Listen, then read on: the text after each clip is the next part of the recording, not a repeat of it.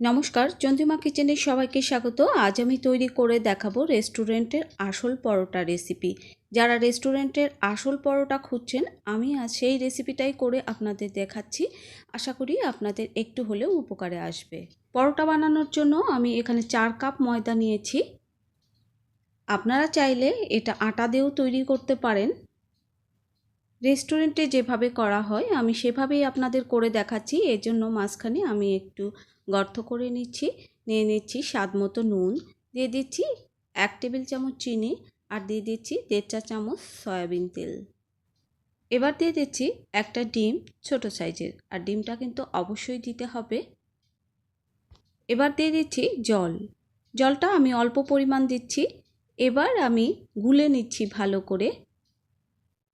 আর ডিম, দুধ, নুন, চিনি ভালোভাবে গুলিয়ে নিতে হবে, একটু সময় ধরে গুলিয়ে নিতে হবে। এবার গোলানো হয়ে গেছে, আমি এবার মেখে নিচ্ছি। আমি 1 কাপ জল নিয়েছি, দেখি কতটুকু জল লাগে। একবারে বেশি জল দেইনি, জল আমার আরও একটু লাগবে। আমি অল্প অল্প করে জল এভাবে মিশিয়ে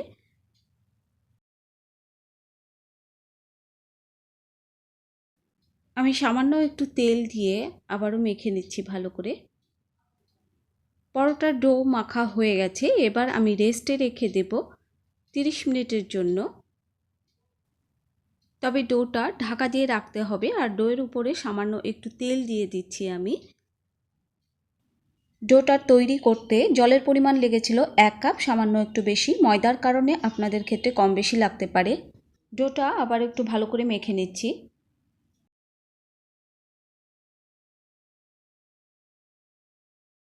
এবার আমি বল করে নেব। আর পরোটাগুলো আমি বড় বড় করছি, তাই বড় বড় বল করে নিচ্ছি। আর রেস্টুরেন্টের পরোটা এমন বড় বড়ই হয়। আমি যেভাবে বলগুলো করছি, রেস্টুরেন্টে ঠিক এভাবেই বলগুলো করা হয়। সবগুলো পরোটার বল আমি করে নিয়েছি। এবার বলগুলো আমি ঢাকা দিয়ে রাখব। আর অবশ্যই ময়দার বলগুলো ঢাকা দিয়ে রাখতে হবে, না হলে উপর থেকে বলগুলো শুকিয়ে যাবে।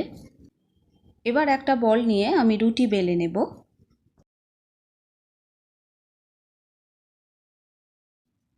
আমার রুটিটা বেলা হয়ে গেছে।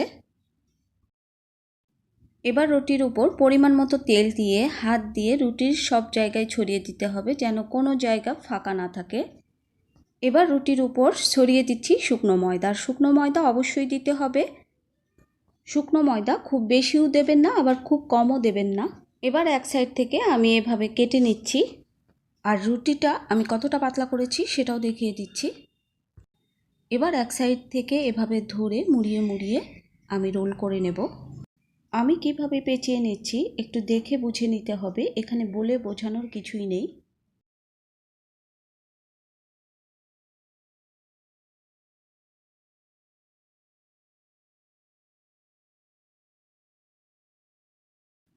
রুটিটা এভাবে ভালো করে পেঁচিয়ে রোল করে নিতে হবে।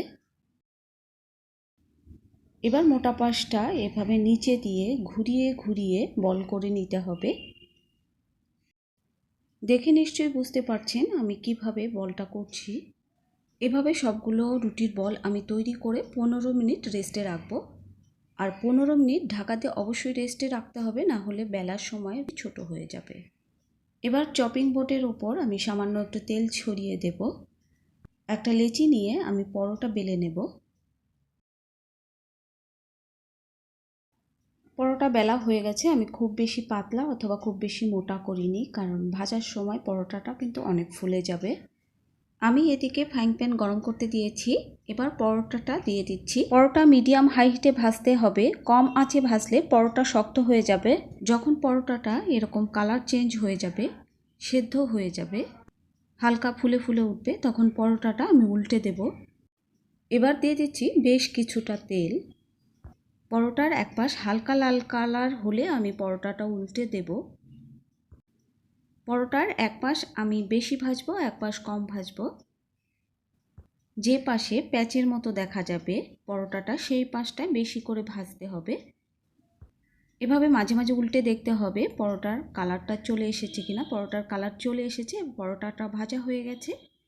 পরোটা ভাজার সময় ঘন ঘন উল্টে পাল্টে ভাজা যাবে না, 3 বার উল্টে পাল্টে ভাজতে হবে। পরোটাটা ভাজা আমার 1.5 ঘন্টা পরে আমি ছিঁড়ে দেখাচ্ছি এখনও কতটা সফট। সবাই সুস্থ থাকুন, ভালো থাকুন, আবার দেখা হবে অন্য কোনো নতুন রেসিপি নিয়ে।